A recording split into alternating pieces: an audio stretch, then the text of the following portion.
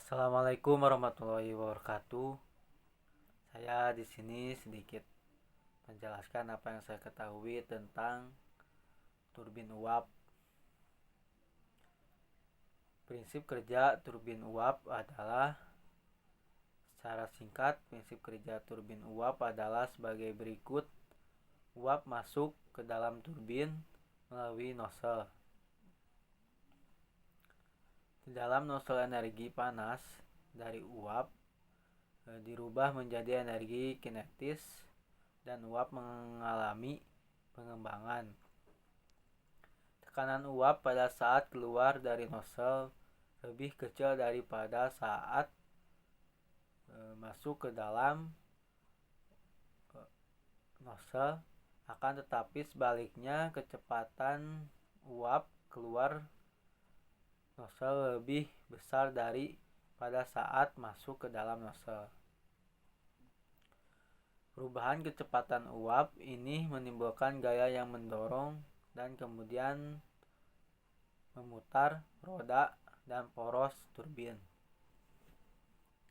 Jika uap masih mempunyai kecepatan saat meninggalkan sudu turbin, berarti hanya sebagian yang energi kinetis dari uap yang diambil oleh sudu-sudu turbin yang berjalan. Supaya energi kinetis yang tersisa saat meninggalkan sudu turbin dimanfaatkan, maka pada turbin dipasang lebih dari satu baris sudu gerak. 2. Termodinamika gas turbin cycle. Air menjadi fluida kerja siklus dan mengalami siklus tertutup.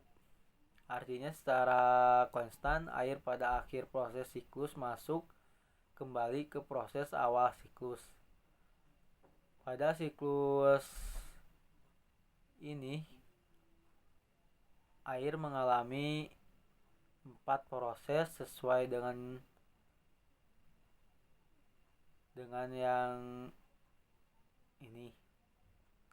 1. Proses di fluida kerja atau air dipompa dari tekanan rendah ke tinggi. Proses ini kerja masih tidak membutuhkan input tenaga yang terlalu besar. Proses ini dinamakan proses kompresi isotropik. 2. Proses di F, air bertekanan tinggi tersebut masuk ke boiler untuk mengalami proses selanjutnya, yaitu dipanaskan secara isobarik. Sumber panas didapatkan dari luar seperti pembakaran batu bara, solar, atau juga reaksi nuklir. 3. Proses FG. Proses ini terjadi pada turbin uap air kering dari boiler masuk ke turbin dan mengalami proses ekspansi secara isotropik. Energi yang tersimpan dalam uap air dikompresikan menjadi energi gerak pada turbin. 4. Proses gisi. Uap air yang keluar dari turbin uap masuk ke kondensor mengalami kondensasi secara isobarik. Uap air diubah fasenya menjadi cair kembali sehingga dapat digunakan kembali pada proses siklus. 3. Klasifikasi turbin uap. Turbin uap dapat diklasifikasikan ke dalam kategori yang berbeda tergantung pada jumlah tingkat tekanan, arah aliran uap. Adapun klasifikasi antara lain yaitu 1. Menurut jumlah tingkat tekanan, terdiri dari poin yang pertama turbin satu tingkat dengan satu atau lebih tingkat kecepatannya, yang yaitu turbin yang biasanya berkapasitas kecil, dan turbin ini kebanyakan dipakai untuk menggerakkan kompresor sentrifugal. B. Turbin impuls dan reaksi multi-stage yang luas mulai dari yang kecil sampai yang besar.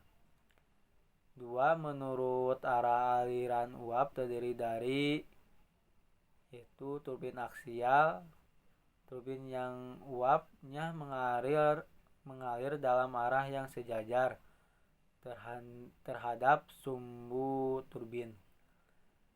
B. Turbin radial, yaitu turbin yang uapnya mengalir dalam arah yang tegak lurus terhadap sumbu turbin.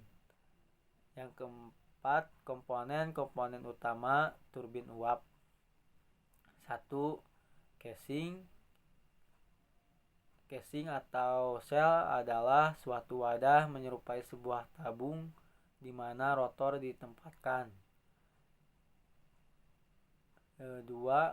Rotor turbin adalah bagian dari turbin yang berputar akibat pengaruh gerakan uap terhadap sudu-sudu gerak. 3. Sudu turbin. Sudu pada turbin uap pada umumnya terdapat dua jenis, yaitu sudu gerak dan sudu tetap. Sudu gerak adalah sudu-sudu yang dipasang di sekeliling rotor membentuk suatu piringan. Sedangkan sudu tetap adalah sudu-sudu yang dipasang pada diafragma yang mampu meningkatkan kecepatan uap. Cukup sekian dari saya. Wassalamualaikum warahmatullahi wabarakatuh.